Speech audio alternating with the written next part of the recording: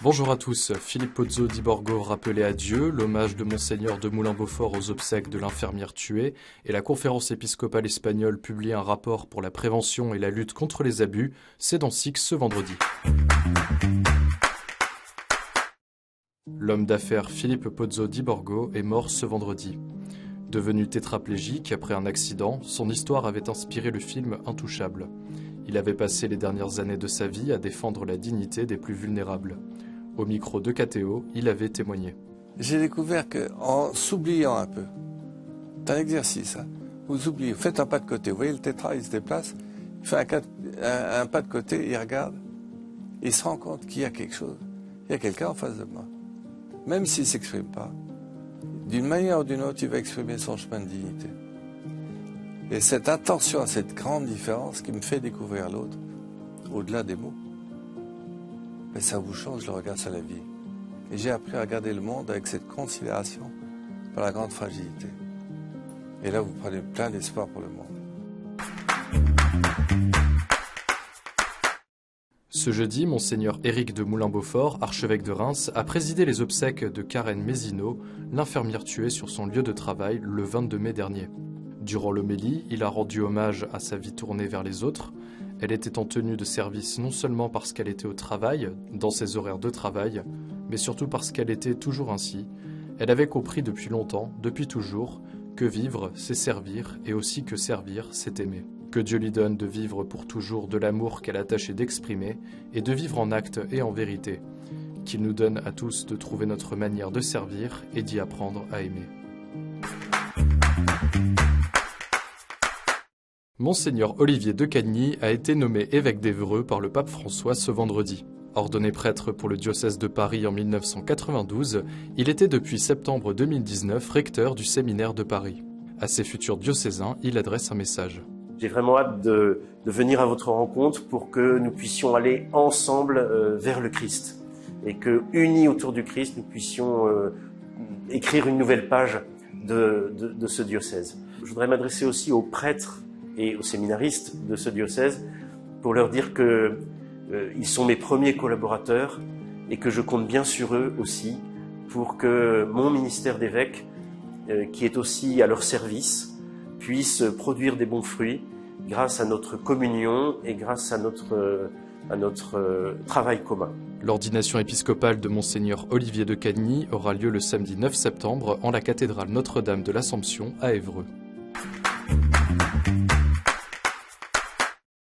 Plus d'un an après le lancement d'un audit indépendant pour lutter contre les abus sexuels dans l'Église en Espagne, la conférence épiscopale espagnole a présenté ce jeudi 1er juin, jour pour la protection des mineurs dans l'Église, le rapport nommé Paradarlus pour faire la lumière. 927 témoignages de victimes ont été recueillis, principalement pour des faits commis entre 1960 et 1990. Plus de 80% des témoignages concernent des hommes, jeunes garçons au moment des faits. Et les témoignages recueillis mettent en accusation 728 membres de l'Église, en majorité des prêtres ou religieux aujourd'hui décédés. Le document rassemble également les règles canoniques et les protocoles de l'Église en Espagne prévus pour la prévention et la gestion des cas d'abus. Lors de la présentation du document, le secrétaire général de la conférence épiscopale espagnole, Monseigneur Francisco César García Magán, a affirmé « Nous ne nous lasserons jamais de travailler pour mettre fin aux abus dans l'Église et la société ».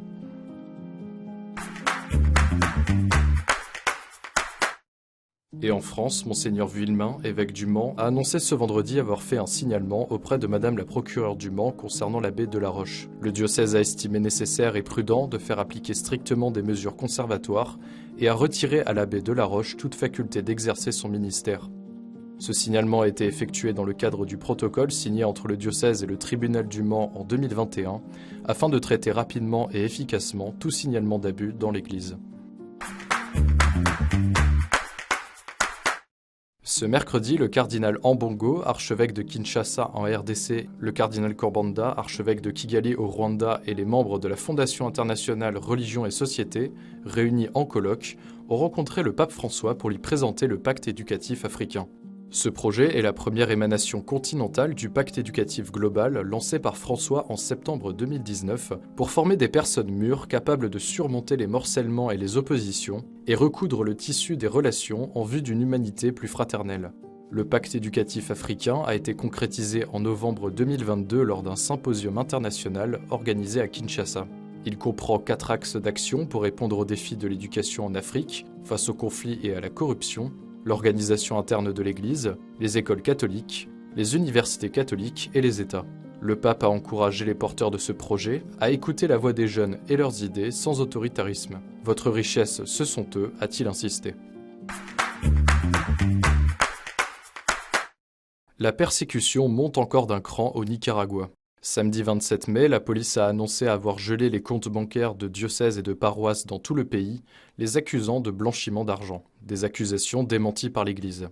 En parallèle de ces blocages qui menacent le fonctionnement des institutions catholiques, les expulsions et fermetures d'établissements catholiques se poursuivent sous le régime de Daniel Ortega. 3 universités catholiques ont fermé cette année, dont celle de l'Immaculée Conception à Managa le 18 mai dernier, qui formait les séminaristes du pays.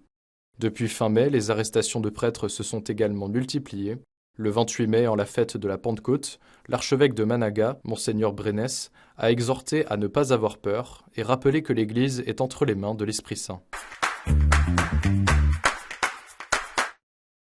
Et en bref, dans l'actualité, mardi, le patriarche maronite d'Antioche et de tout l'Orient, le cardinal Béchar Araï, a rencontré Emmanuel Macron à l'Élysée. Les 2 hommes ont abordé ensemble la crise économique et politique au Liban, en lien notamment avec la vacance présidentielle que connaît le Liban depuis octobre dernier.